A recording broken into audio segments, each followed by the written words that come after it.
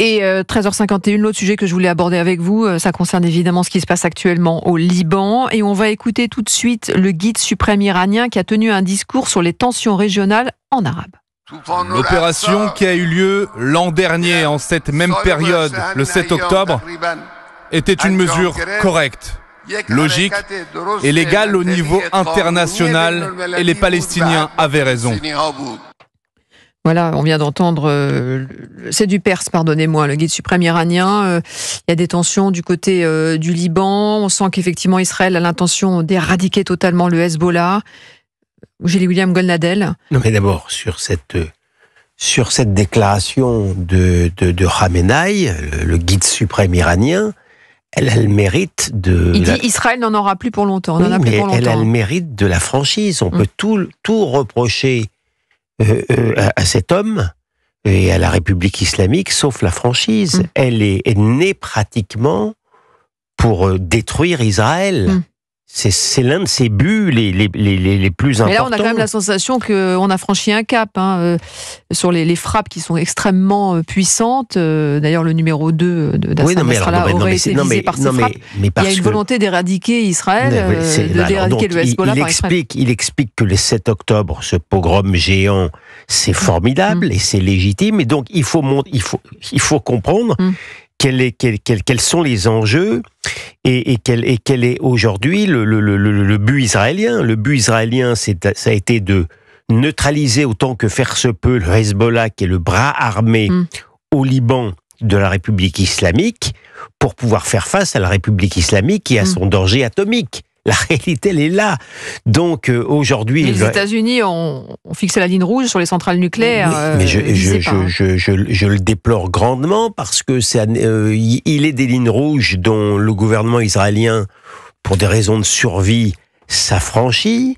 Celle-là n'est pas si facile que ça parce que, même sans être un grand technicien en matière stratégique, il y a fort à penser que les Israéliens ont besoin des bombes américaines pour pouvoir, autant que faire se peut, transpercer les abris des bombes atomiques qui sont très profondément enfouis dans le sol.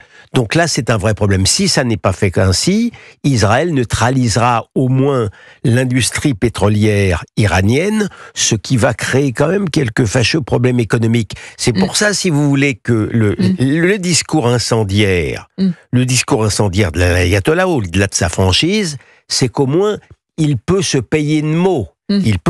Mais au sens littéral du terme, il peut se payer de mots tellement il doit être là dans un sentiment enragé d'impuissance. Raphaël Steinville, sur les mots, qui a dit, je le rappelle, Israël n'en a plus pour longtemps. Oui, c'est tellement vrai, c'est que lorsqu'il nous explique qu'Israël n'en a plus pour très longtemps, ce même guide suprême est contraint aujourd'hui de se planquer, de se terrer, parce qu'il craint la réponse israélienne et qu'après... D'ailleurs, il a posé avec un fusil à côté de lui. Après la mort de Nasrallah, après la mort d'Ismaël Haniyeh en juillet, il a bien compris que Israël était en train de décapiter tous les hauts dignitaires qui sont à l'origine de la guerre menée contre Israël. Donc il est sur la cible des Israéliens et probablement que ses heures sont davantage comptées que celles d'Israël aujourd'hui.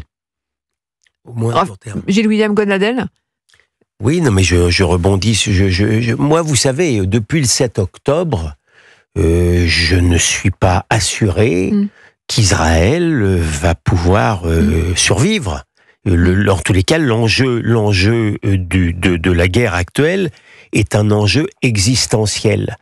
Je vous avoue néanmoins que lorsque je vois les performances israéliennes, la détermination israélienne, si on m'avait dit il y a encore quelques mois qu'Israël serait capable, très sincèrement, et si on l'avait dit à qui que ce soit d'ailleurs, qu'Israël était capable d'éliminer le chef du Hamas, puis d'éliminer le chef du Nasrallah, le chef du Hezbollah, puis de décapiter le Hezbollah, puis de faire ces choses sur les beepers, etc., je l'aurais pris pour un fou, on l'aurait moqué. Donc j'avoue que d'un côté, Je ne suis pas dans la désespérance, mais dans une grande inquiétude. Mais dans un autre côté, je ne vous cache pas que je suis dans une matière de fierté. Merci Gilles-William Gonadel. Merci Raphaël Steinville. C'est passé très vite encore aujourd'hui. On se retrouve évidemment lundi pour de nouvelles aventures.